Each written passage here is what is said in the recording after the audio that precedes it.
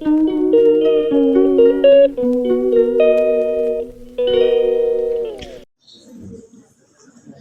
الذي خلق لكم ما في الأرض جميعا ثم استوى إلى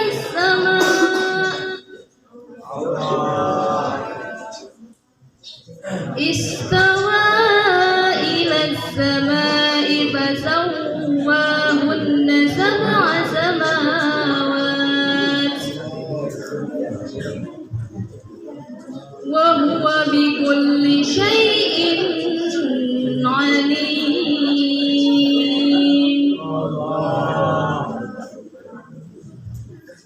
وإذ قال ربك للملائكة إني جاعل في الأرض خليفة قالوا أتجعل فيها من يفسد فيها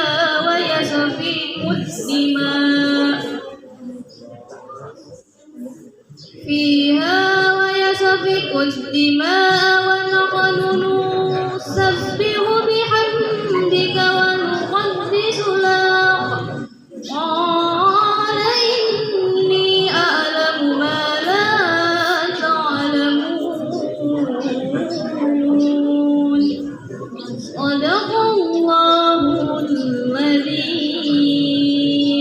Assalamualaikum warahmatullahi wabarakatuh. Waalaikumsalam warahmatullahi wabarakatuh.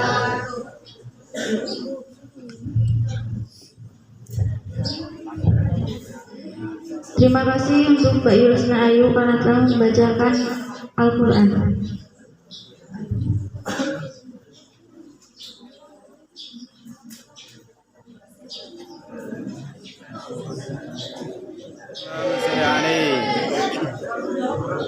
Rabbi khalaqaha min nur fihi tiram fihi diwan nadahu akil ya mughatan antal amin antal amin. Rabbi khalaqaha min nur fihi tiram fihi diwan nadahu akil ya mughatan antal amin antal amin. Rabbi khalaqaha min nur fihi tiram fihi diwan nadahu akil ya mughatan antal amin antal amin. Lam bertaqal baital ma'mur Salla imam Lam bertaqal baital ma'mur Salla imam wa qadana min rabbihi abalil janib nadahu akbil ya mutar antal amin antal amin antal amin antal amin. Rabbi khalaqaha min nur fihi tiram fihi tiram nadahu akbil ya mutar antal amin antal amin. Lam bertaqal baital ma'mur Salla imam Lam bertaqal baital ma'mur Salla imam wa qadna min rabbihi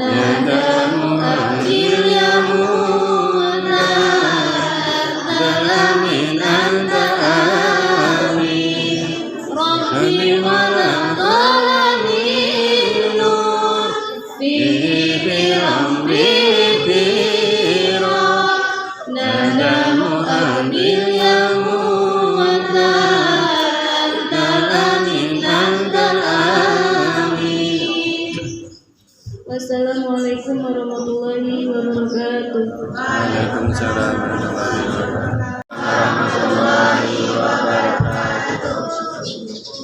Pertama-tama marilah kita panjatkan puji dan syukur kehadiran Allah Subhanahu wa taala yang telah membawa kita dari alam kegelapan menuju alam yang terang benderang pada saat ini. Allahumma sholli ala sayyidina Muhammad wa ala ali sayyidina Muhammad. Amma ba'du. Baiklah, saya berdiri di sini akan membawakan kultum yang berjudul maksiat.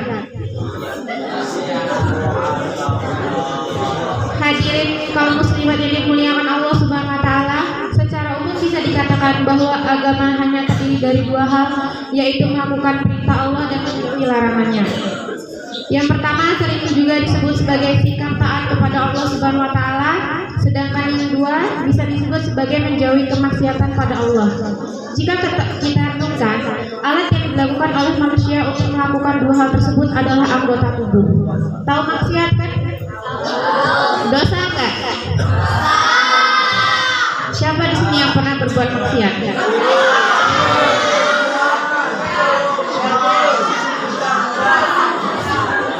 Semula Allah SWT menciptakan tubuh manusia sebagai nikmat untuk kita nikmati dan amanah untuk kita jaga. Maka Allah ciptakan anggota tubuh untuk manusia sebagai alat beribadah kepada Allah.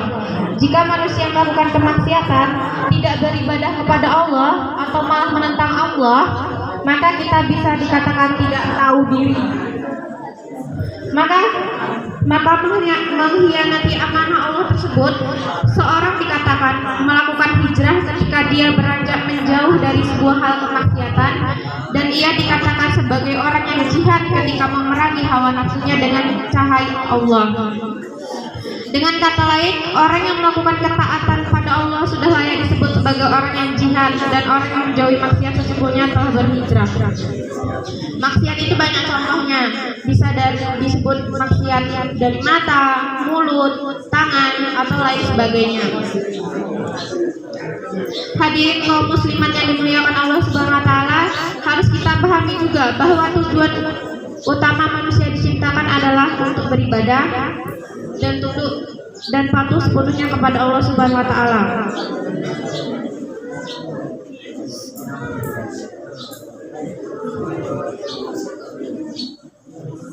Mengenai hal ini, Allah berfirman dalam Al-Quran bahwa tujuan manusia diciptakan adalah untuk beribadah. Wa ma khalaqatul jinna wal insa illa liya'budun. Artinya, tidak aku ciptakan jin dan manusia kecuali hanya untuk ibadah kepadaku. Quran surah Az-Zariyat ayat 56. Dari ayat di atas dijelaskan bahwa tujuan manusia diciptakan tidak lain adalah untuk mengabdi kepada Allah Subhanahu wa taala. Hadirin kaum muslimat yang dimuliakan Allah Subhanahu wa taala, seseorang yang selalu berbuat maksiat berarti ia belum mengenal tujuan hidup yang sebenarnya.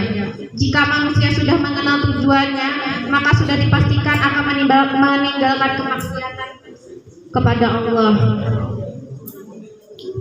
Kemaksiatan haruslah kita jauhi karena hal itu dapat merugikan diri kita sendiri.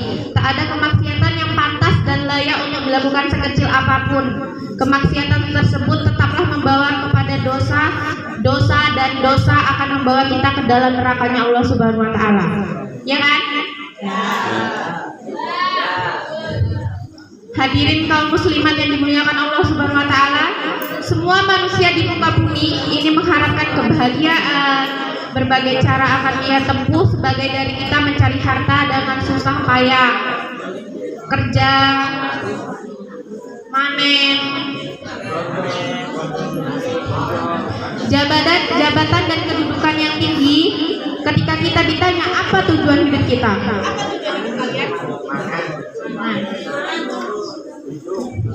kebanyakan dari kita akan menjawab untuk mencari kebahagiaan. Namun justru yang didapatkan adalah kebalikan dari tujuannya, yaitu kesengsaraan yang berkepanjangan. Tiada kebahagiaan hakiki bagi hati seorang yang bermaksiat kepada Allah Subhanahu wa taala. Kalaupun ia rasakan itu hanya bersifat semu dan sesat. Adapun azab yang pedih akan ia rasakan baik dunia atau di akhirat nanti. Ada macam-macam hal yang merugikan kita saat kita berbuat maksiat. Yang pertama, terhalang dari mendapatkan ilmu, padahal ilmu adalah cahaya yang diberikan oleh Allah kepada hati seorang hamba. Ilmu adalah cahaya yang dikaruniakan Allah dalam hati, sedangkan maksiat akan memadamkan cahaya tersebut. Yang kedua, terhalang dari melakukan ibadah kepada Allah.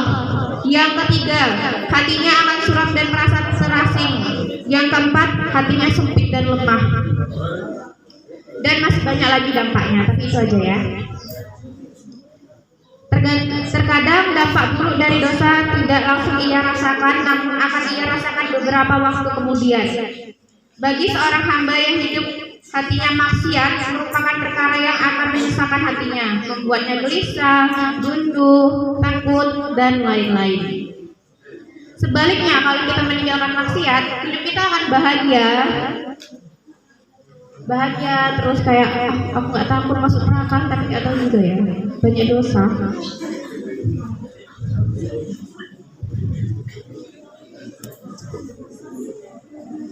Hadirin kaum muslimat yang berbahagia, demikianlah anjuran Allah untuk menjauhi kemaksiatan, sebab tak ada sedikit pun keuntungan yang bisa kita dapatkan dari kemaksiatan, melainkan siksaan dari Allah Subhanahu wa taala. Akhirul kalam. Wassalamualaikum warahmatullahi wabarakatuh.